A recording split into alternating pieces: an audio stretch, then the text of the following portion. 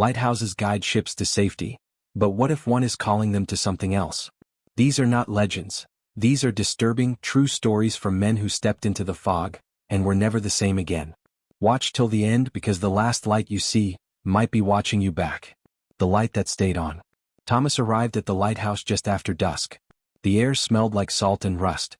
Waves slapped the rocks below. He was alone. Or supposed to be. The keeper's log said the last man had left a week ago. But when Thomas stepped inside, the lantern in the tower was already lit. He climbed the stairs. Each step groaned under his boots. Dust coated the rail. But fresh footprints marked the way up. He reached the top. The room was empty. The light spun slowly, steady and bright. A breeze touched his neck. The windows were shut. He checked the oil. Full. Still warm. He found no matches. No lighter. He looked around once more. Then turned to leave. A shape passed behind him. In the reflection on the glass. He spun around. Nothing there. Only the sea, the wind, and the slow hum of the lens. He descended in silence, trying not to think. That night he locked the door. Lay in the bed. Listened. Something moved above him. Soft footsteps on iron stairs. Then the beam swept across his window. And he heard the whisper. You are not the last.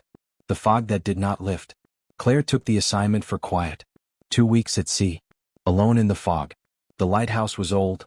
Walls stained with salt and time. The foghorn moaned every few minutes. She kept a journal. Wrote what she saw. Day 3. Fog thick. No ships. No birds. Day 5. A figure seen near the rocks. Too still. She looked again. It was gone. Day 6. Scratching at the door. She opened it. Nothing. Day 7. The fog came inside. She swore it breathed. The mirror in the hallway fogged. Then cleared. A message appeared. Do not blow the horn. But the horn was automatic. It sounded again. Louder now. Like a scream. Claire unplugged the system. The horn still wailed. She covered her ears. Sat in the corner. The floor beneath her vibrated. Like something large was moving below. She returned to the journal. But the last entry was not hers. Same ink. Same handwriting. I told you. Now you will stay. The fog pressed against the windows. It was not outside anymore. It filled the air. The halls. Her lungs. And she finally understood. It was not fog. It was something alive. 3. The keeper's replacement ***. Julian arrived to relieve the keeper. The lighthouse stood crooked against the sky. Paint peeling, metal groaning. But no one came to greet him. He searched every room. Found food left on the table. Still warm. The logbook ended mid-sentence. Pen dropped in a pool of ink. He called out. He listened. Only the sea answered. Night fell quickly. The light atop the tower flickered. He climbed the stairs. Found the door open. A coat on the floor. The lens turned. But there was no source of power. Julian checked the switchboard. All off. All wires cut. Still. The light spun. A shape moved inside the beam. Quick.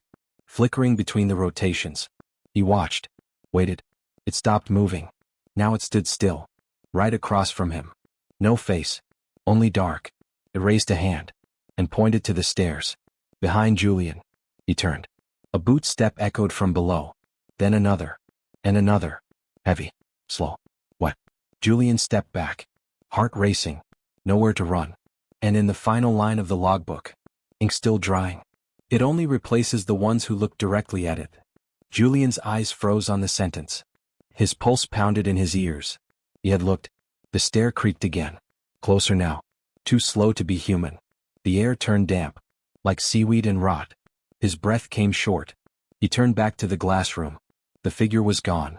But the light continued spinning. Each rotation flashed a shadow. Not a reflection. A shape just outside the glass. He backed toward the railing. Hands shaking. Another step below. Closer. Then another. He peered down the staircase. Darkness. But something moved just beyond the edge of sight. He grabbed the emergency flare. Struck it hard. A red glow filled the tower. The light passed again. This time the shadow moved with it. Walking in perfect sync with the rotation. Julian turned the flare toward the stairs. And saw it. A figure with no eyes. No skin. Only dripping cloth and smooth, pale hands. It raised its arm again. And pointed. This time. At him. The flare hissed. Then went out. And the light. The old silent light. Stopped spinning. Now the room was quiet. Too quiet. Julian took one step back. The glass behind him cracked. And from below, a whisper rose up the stairwell. Now there is room for one more. Julian pressed himself against the cold glass. His breath left a smear on the surface. He dared not blink. The whisper echoed again. Closer. Wetter.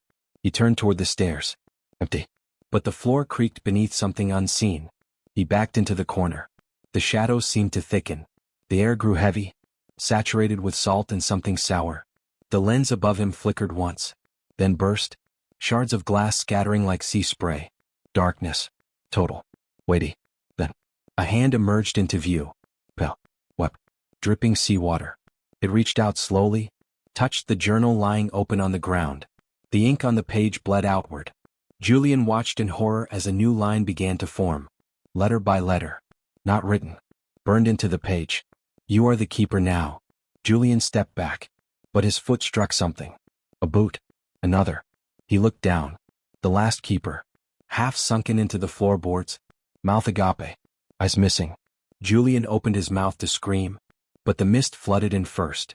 It filled his throat, his lungs, his head. Then silence. From far out at sea, the lighthouse light turned on again. Spinning. Steady. Warm. Welcoming the next arrival. The beams swept across the waves. Come. Inviting. As if nothing had ever gone wrong. Inside the tower, Julian stood upright. Eyes blank. Mouth slightly open. His body moved with unnatural stillness, like a puppet pulled by invisible strings. He walked down the stairs, each step quiet, controlled. The journal remained open at the top, the ink still wet. Outside, the sea stretched endlessly, but something stirred beneath it, shapes twisting just below the surface. Watching, waiting. The wind shifted. A fog began to roll in, thick, heavy, alive. From the mainland, a small boat approached. A new keeper on board, back straight, bag in hand, eyes scanning the horizon. The lighthouse light blinked once, then twice, then steady. The new keeper smiled. Looks like it is already running, he muttered. The sea remained quiet, the tower still, and inside, Julian waited at the door, smiling now, just slightly, because the lighthouse never stays empty, and the sea never forgets a name. The small boat bumped against the dock. The new keeper stepped out, boots echoing on damp wood. He glanced up at the tower, its windows dark, except for the steady, spinning light above.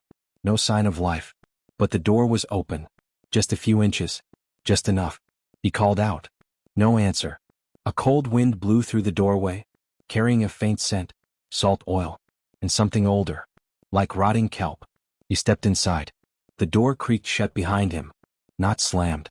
Just closed. Inside, the walls dripped with moisture. The floorboards whispered under his steps. He set his bag down, looked around. Then he saw Julian, standing at the base of the stairwell, eyes wide, hands at his sides, head tilted slightly. You must be the relief, Julian said, his voice calm. Empty. The new keeper extended a hand. Julian did not take it. Instead he turned slowly, began climbing the stairs without a word. The new keeper hesitated, then followed. The light above spun gently. The foghorn moaned far in the distance. And in the open journal by the desk, a new line began to appear, etched by an unseen hand. Another light for the sea to claim. Outside, the waves rose higher. The fog thickened.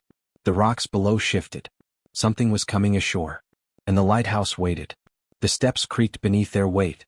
Julian never looked back. He moved like a shadow already cast. The new keeper climbed slower now. The air grew colder with each level. The light above flickered. Not like a bulb, but like a breathe.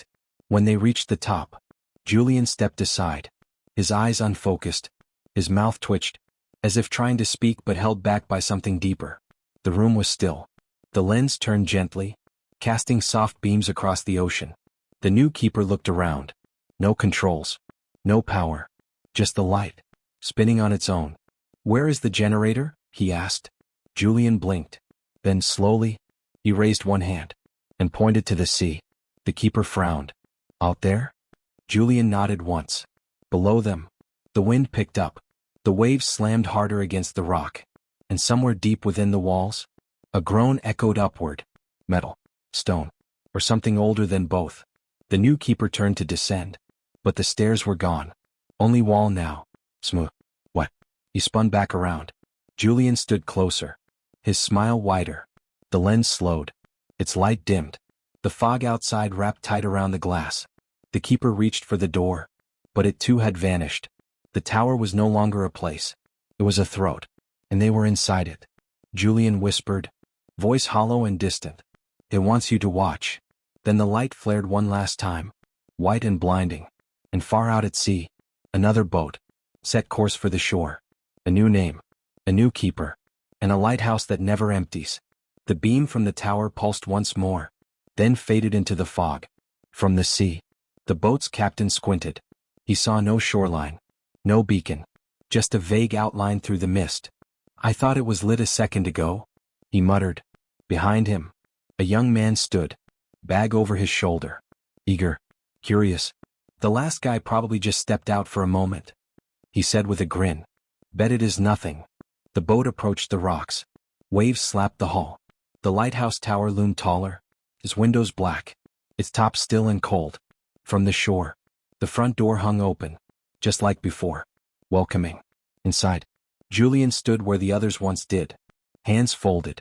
Eyes fixed on the stairwell. He was not alone now. He never would be. They stood behind him. The ones who stayed. The ones who watched. The walls whispered. The lens, lifeless, waited to turn again. Because the lighthouse did not run on oil. Or flame. Or wires. It ran on eyes. On memory. On fear.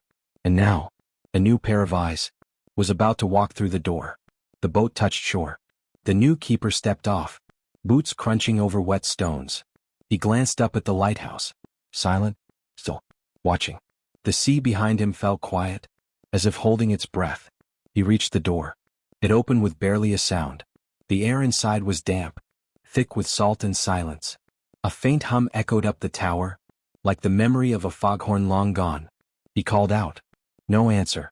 But he stepped inside anyway. His shadow crossed the threshold. The door closed behind him. Up in the lens room, Julian turned slowly, his face calm, his smile unchanged.